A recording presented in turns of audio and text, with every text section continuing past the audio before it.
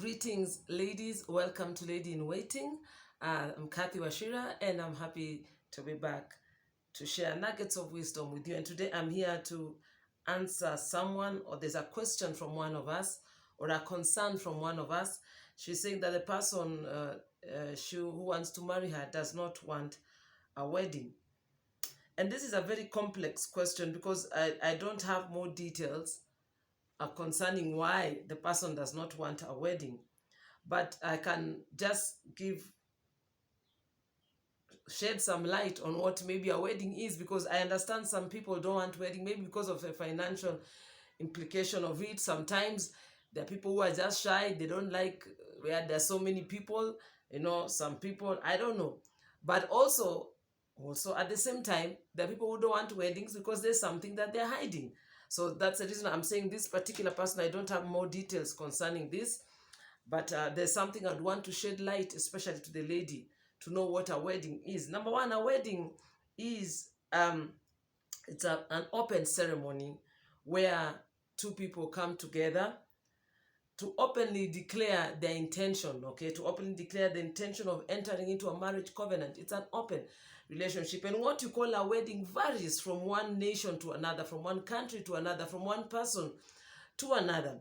But whatever it is an open ceremony. This ceremony, whether you have 1,000 people, whether you have 4 people, but there has to be witnesses. There has to be people who confirm that this thing happens. And that is why it's very dangerous to get into a relationship or to get into a marriage with someone who does not want witnesses to what has happened. Because a wedding is just basically saying, I need witnesses to confirm that this has happened. Because you don't want a case where you find many years later that you are not the only one, or that was the third one, or maybe he had wedded before. That is why I think it's a bit selfish for someone to decide that then for them it's no wedding. And wedding is not, sometimes we confuse wedding and marriage ceremony.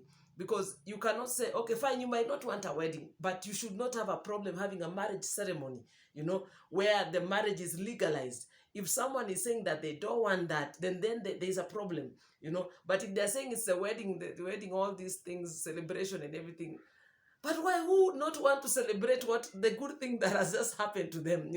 Those are the questions you should ask yourself as you're making this decision. The lady that I'm answering, the question is, why doesn't he have a wedding? Doesn't he want a wedding? So basically understand that it's an open ceremony where people declare their intention.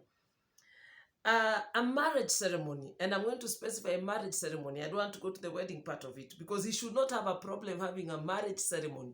Maybe wedding, maybe it's because of money. Maybe wedding, it's because he has a problem being amongst very many people. But a marriage ceremony, he should not have a problem, because this marriage needs to be known. This marriage needs to be legalized, because when you have a marriage ceremony, it is for the benefit and the security of both parties, to ensure that there is no any other agreement that is somewhere pending somewhere else, or there is no any other agreement that has happened before. So this is something that should be a must. Otherwise, you'll find yourself in a polygamous relationship, or you might find yourself being taken to court after that because you did something, So I think even if he doesn't want a wedding, he should not have a problem having a marriage ceremony. And a marriage ceremony entails witnesses. You'll have your best couple, being there.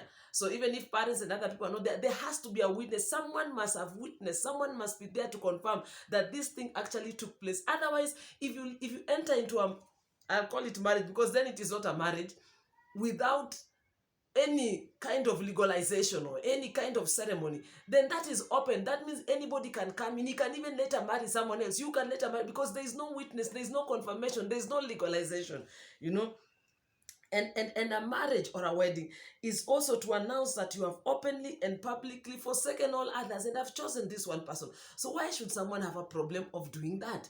It is to legalize the marriage, okay? But how you do these ceremonies varies with the amount of money you have, with the kind of people you are, because there are people who prefer very few people, some people prefer friends, others, it doesn't matter. But what I can advise you is kindly speak to this person, find out why, because there has to be some kind of something to show, to legalize, to confirm that the two of you are married. You know, there has to be something, whether it is a traditional marriage, whether it is a you get married at the government offices, whether it is a church marriage, there has to be something that confirms that you're the wife, so that publicly people know that you're the wife. Public people know this is your husband. People don't go approaching him. No, the ladies, they know this is your husband. But if someone that wants to cover all that so that it's just something between the two of you, I think I have a problem with that. And you know, there are very many ways you can have a wedding. You can have it only with close relatives, or close relatives and friends. It doesn't have to be all these big things that everyone is doing today. Okay, so just ask yourself, what is this person hiding? What is really his problem? Because those are the details I don't have. What is the problem? Who are they hiding from, and why? You know, why? Because it needs to be known that you're married. It needs to be known. Somehow it needs to be known. Even if you don't have a public ceremony where many people come, okay, the one you do with only 2 witnesses, at least show. There has to be someone who proves. In case of anything in the future, someone who can come and say, I was a witness to this. But if there is no witness, and you know, listen, and I'm sorry to say this, it is very dangerous to enter into a marriage relationship with someone who is selfish, who it's about them and they never consider. Because it's every girl's dream, most of us, let me say most of us, to have a wedding. So when someone rubbishes that and like, this is not going to happen because of me, then you really need to really think about it. Because for me, I find that very selfish. And most of the time I find like someone is trying to hide something, you know, because why would someone have a problem declaring openly that they're married? Whether they're doing it in a ceremony with 1,000 people or with 4 people, it needs to be known. It needs to be known that you're somebody's wife. It needs to be known. So please sit down with him and just find out why. And there has to be a compromise. And that is what marriage is, compromise.